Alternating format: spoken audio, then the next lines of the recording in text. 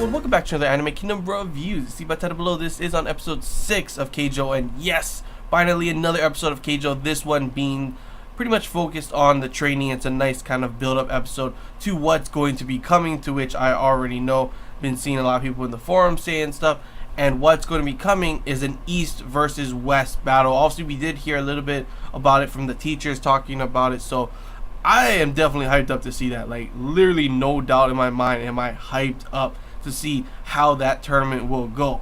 And obviously this is all the training that happens in these two episodes to get to that point, because before, honestly, we see the girls, like literally Nozomi, them, they're trained super hard, and we see the difference between them and the elite class, and you think, damn, that's a big gap. Can they do it? To which, yes, they can. Of course, not poor Kazane, favorite girl, best girl, got cheated out by the damn boob hypnosis stuff, but still, they're all able to get to the elite, and they all showed their capabilities. And I'm thinking, damn, if they can get to the elite and keep practicing, maybe the gap between them and the pros isn't that big either, you know? No, I was wrong. Seeing this episode, when we finally get to see, obviously in the preview of the last episode, we do see that, what's it called, for some reason some woman comes out of nowhere, hits a bunch of these planks with her butt to save all the girls, and I didn't know who it was. Luckily someone told me that it is current pro Keijo player, and she's obviously there to instruct and teach them and stuff. So then we get to see her in this one, Shirayuki, to say the least. Probably one of my favorite characters too now. Probably not a main character, we're not gonna see a lot of her, but I actually like her character, her personality and stuff. Character design, first off, looks gorgeous, she looks hot and everything. Love the hairstyle, love her face, and yeah, she got a nice opai and booty as well. And then of course, you know, her personality, there's some pretty funny moments with her that get you thinking like, oh, okay, one moment you're thinking this, the next moment you're thinking this. So yeah, okay, Shirayuki. But yeah, other than that, you know, she's also a super badass. Like I said before, I thought maybe, you know, after seeing them get to the elite, they can definitely probably, you know, hang with the pros, have a chance against the pros. No, Shirayuki is like on a whole nother level from Nozomi, like literally just going back and forth, dodging everything, and not even trying, not breathing hard at all or anything. It's like, holy crap, the gap is pretty damn big. So of course, obviously, that is why they're going to be training under her and stuff. But pretty much, let's get on to talk about what happened at the beginning of the episode before I start going crazy about the serious and craziness that happened at the end. So of course, starts off, you know, they're finally able to eat at the elite table, all that good food, you know, Nozomi having some damn foodgasms in there. And then of course, great opening as always, and bam, they're on a bus. Where they're going, obviously Kyoto to train, and obviously to get there ahead of schedule. So guess what, they have some time to have fun with each other, so we get some cute and funny kind of moments in this one. Pretty much all of a sudden they're deciding, you know, what should they do, and poor Sayaka, like full on like, oh, she's got like a pamphlet, we can go do this, and then all of a sudden Kawhi comes in the way, starts talking like, oh, I don't know, how about we can all hang out with each other, you never met everyone else in the elite class yet, we can do that, and we can go to this one cafe with a bunch of hot guys. And Nozomi's like, actually never mind. Then at first I was like full on like, are we actually gonna get to see, like, I don't care if it's all girls, okay, but are we actually gonna see guys in this for real? I think maybe we've seen them in maybe like the stadium when, you know, Nozomi, them, and Sayaka were watching before, but that was the only time. So I was like, what the heck, are we actually gonna see guys in this?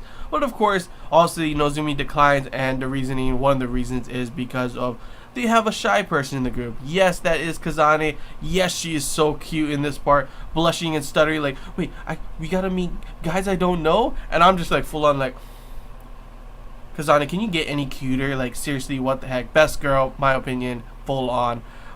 But yeah, after that, even more people keep interrupting, and poor Sayaka's just on the side like, oh, okay, and just walks away, goes by herself. She's like, why did I walk away? I'm so stupid.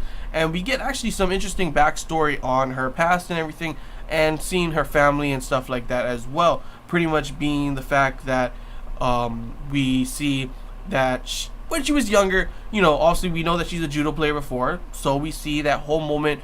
Her friend, someone in her class is like, oh, do you want to go see fireworks with us? Other girl, sure, it's kind of respectful. She's kind of looking out for her, saying, oh no, she's got to do her judo thing, thinking obviously that's something very important. You don't ask her that kind of thing.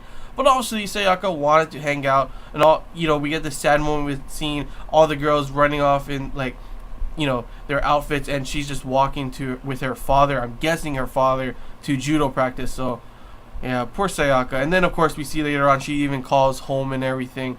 Her mother's nice and obviously shows that she is happy for her at Keijo, but obviously her father is not. Probably her father is the one that put her into judo. Probably is like someone there that's very important, like the sensei or something at the judo place, and obviously is not okay with her going and joining Keijo, leaving and joining Keijo instead of doing judo. So he pretty much just like, I'm not gonna go there. I'm gonna ignore her. So you do see some pretty interesting kind of backstory for Sayaka. See her inner turmoil and problems that are happening at home with her family, and kind of like some things obviously seen that she never had friends before, but obviously that is solved in this one. Well, not in this one, just overall with Nozumi and the rest of the girls. At first, I'm not even gonna lie, when Nozumi came up and it was just for her, I thought they were gonna go on a date and everything. I was like, oh, is this a shipping happening? That's really cute. Of course, Nan and Kazane do come. Nan obviously somehow like twice in this episode. Yep, she's clumsy, alright. She trips and falls in this one. Cute. They go and buy a whole bunch of stuff. I think Kazane had like a bunch of damn katanas on her back. Like, what the heck is up with that? But overall, the beginning part was like a really nice, cute, fun moment with all the girls having fun together. And then, of course, there's the seriousness of Sayaka's backstory, her family kind of stuff, and her problems with obviously not having friends before. And obviously, you could see the change. And I could definitely see something happening maybe at the East versus West tournament. Her family does come, and there's a problem with her family, inner turmoil with the father kind of thing, that can be something that really affects her in the tournament. I can definitely see something like that happening. I'm not too sure if that's going to happen, but it would be like showing this kind of stuff like in this episode. It's just pretty much saying that something along the way is going to be affected by this. There's no reason to show this kind of backstory stuff if they're not going to show it later on affecting her, so I could definitely see that happening somewhere in the tournament episode. But of course, after that, they're all, it's time for training camp. They get split into groups. Obviously, Nozumi is with infighters, and they all just go running first. Nice little jog, right? Yeah, some lady comes by. They call her an old lady over and over again. We gotta beat her. She just runs super fast. They cannot catch up to her. And then there's this moment where like, why are you out of breath? Their other teacher says, and she's like, oh, we were chasing this old lady. She had like a towel around her neck. There she is. And it's like, yeah, that's rude to call her old lady. Yeah, she's not even old at all, man. Shirayuki, like I said, man, she looking good. And yeah, we get to this point where all of a sudden, all the planks are coming down, and she just does her like missile butt move, and it's like, okay, like surface to surface missile butt. I don't know what it was, and just boom. But like, what's up with the name, man? That is crazy. That's why they call her the Missile of Kyoto kind of thing. And yeah, I guess she just her moves, like even like later on, is like missile butt something when she knocks out Nozumi out of the little platform thing, like one hit. I'm guessing every single one of her moves has something to do with like a missile thing, so that was interesting to say the least. And then we get to the funny part. This is the funny part where you see at first she's like super serious, and she's like, she hates dishonesty, she hates cheaters, and she won't tolerate that kind of crap, and all of a sudden she sees Nozumi, and she's like, Nozumi, let me see your hands, and her nails are too long, she says, and Nozumi's super scared because it looks like she's so serious, she's gonna get mad and pissed, No, that's not the case. That's not what happens. All of a sudden, she starts getting a fingernail clipper and clips them for her, and it's super nice. And then she's got like some major OCD kind of stuff. Starts like, oh, your shirt is frayed. Fixes that up. Even when Nozumi, like, I saw this one coming a mile away when she was like, oh, they're going to do one-on-ones, kind of introduction kind of stuff, Nozumi just takes off her shirt and puts it in the water. It's like, don't put your shirt in the water. I was literally just cracking up at how serious. One moment she could be so serious, and the next moment she's like, hey, let me help you with that. Let me get, oh, gotta be, oh, she's like super OCD about everything. Like, holy crap. But, I mean, even I would be like that. Why are you throwing your shirt in the water like that? For one thing, now it's all wet. That's the kind of thing you wear after, obviously. Another thing, not like it was like floating down the current. That would have went like somewhere else if she didn't grab it, kind of thing. Like what the heck, Nozumi?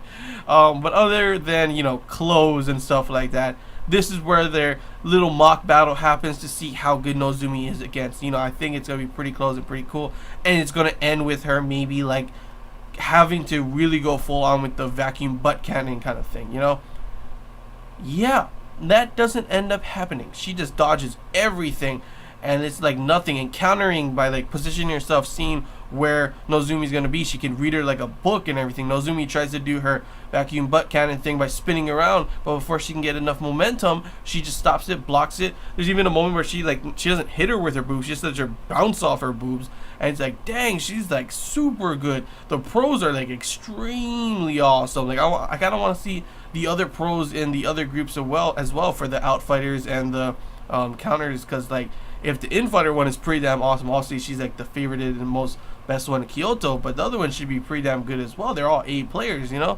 but dang, she just one hits her out of with her missile butt cannon thing, whatever it is. And literally at that moment I was like, damn, that's some shallow water with a bunch of rocks. That actually might hurt with the amount of damage. She like hits her in the middle of her butt kind of thing, just flies her off into the water.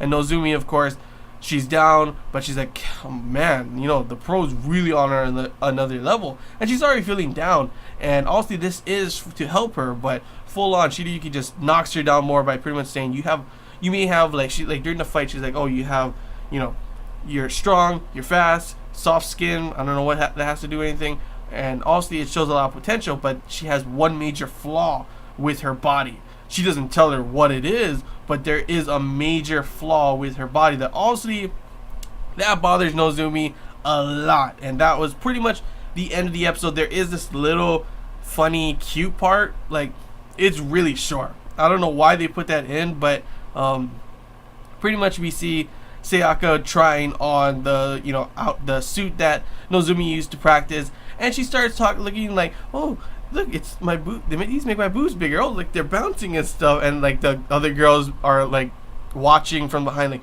they're not bouncing. And she gets blushes and shouts in embarrassment. And honestly, it was cute and funny. I was like, what the hell? After the seriousness of what just happened with showing Nozumi losing everything, her flaw with her body, whatever that is, because honestly, I don't see no flaw. That's a nice body. But she has some type of flaw that we don't know, and that's obviously going to be what she's going to have to train for in the next episode. But it felt so weird to have that ending part. Like, it definitely uplifted the mood after, with like some cute funniness stuff going on at the end. But yeah, that was indeed the end of the episode. So I'm definitely hyped up to see what the next episode is going to be. How Nozumi's gonna fix this problem, see more of Shiryuki, maybe see the other girls as well in their training, and I can't wait to see if maybe any new moves pop up, any crazy things pop up. I'm definitely excited to see that, especially considering people are saying that maybe episode 8 or 9 will be in fact the East versus West, which I honestly really cannot wait for. That's gonna be pretty damn hyped up. Crazy butt moves. I've been wondering, where's the Opie moves? Someone said there's a lot of boob moves, boob specialists coming in as well later on. I cannot wait to see that, because Opie is life. Sure, the booty game is nice, but the Opie, that's life right there for me.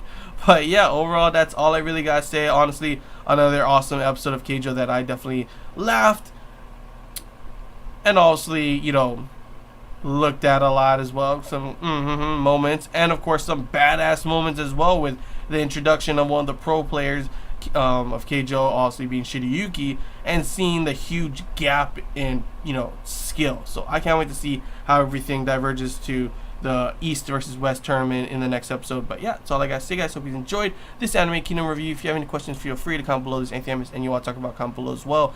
And if you did enjoy it, leave a like. If you haven't already, feel free to subscribe for more content. And yeah, that's all I gotta say, guys. So till next time, see ya.